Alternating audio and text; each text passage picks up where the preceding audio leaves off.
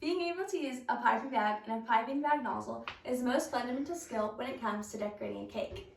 I can take your cake from dull to stunning in the matter of seconds.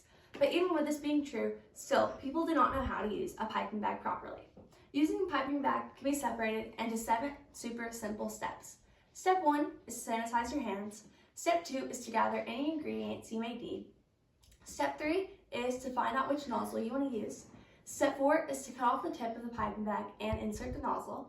Step 5 is to fill the piping bag. Step 6 is to learn how to hold the piping bag. And step 7 is to practice. So we're going to start off with step 1, which is sanitize your hands.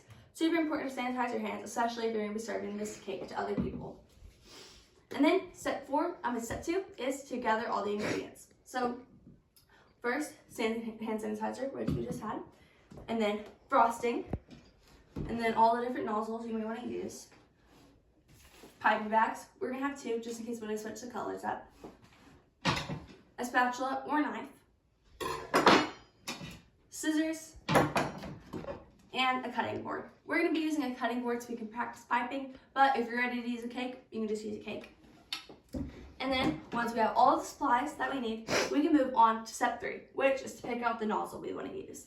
I'm going to be using this one with these different points on them so I can have a more clean and crisp look, but different piping bag tips can have different effects. So if you want more of like a simple or classic look, just use a different piping bag for what you're looking for.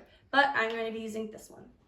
So then once you have a piping bag, I'm going to insert it inside the bag. You just put it in with the pointy part facing forward, and then you can just swoop it down like this.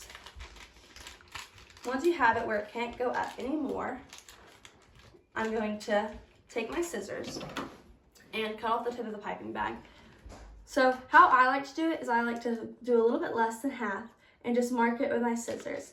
But BeyondBaking.com states that if you could just cut the bag 1/2 inch, then it will come out perfect every time. But I like to be a little bit more safe, so I cut it halfway like this, and then I slide the piping bag tip out, and I just cut the line that I had just marked, just like so. And then once the piping bag is cut, then you can just take it and push it down like that. So, and then you have your piping bag tip entered perfectly. Then, once you have finished step 4, you can move on to step 5, which is fill the piping bag. So, how I like to start off filling the piping bag is you're always going to want to start off like this. You're going to want to fold over the sides of the piping bag, like so. This will help because if you're just putting the icing like this, then it's going to get all over the side and it's going to get super messy. And then you're going to get all over your hands while you're baking, and that's just never good. So you're going to fold it over like this, and then take your icing and your frosting, and you're just going to want to scoop out your desired amount. How to fill a piping bag.com says that you should only fill your piping bag either 1/3 or 3/4 of a way, so that it doesn't overflow out of your bag. So I'm just going to use a little bit just to demonstrate, but just always make sure that you're not overflowing your piping bag, because then it will just make a huge mess. And you can always refill your piping bag later if you run out. So we're just going to start by doing a little bit like this. And then to clean your piping bag, your spatula, you can just go like this. And then once you have a desired amount, you can unfold the bag. And then you move on to step 6. So I'm going to close this up.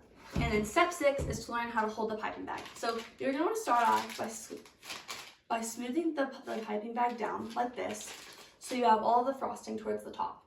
And then you just hold your hand like this on the piping bag, making sure to close where no icing is filling out, and then putting your fingers on the icing. And then once you've learned how to hold it, you can move on to step 7, which is practicing using the piping bag.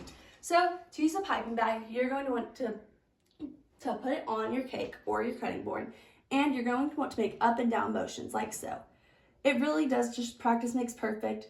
It takes a lot of practice to do this, but once you get the hang of it, you can do it with your eyes closed.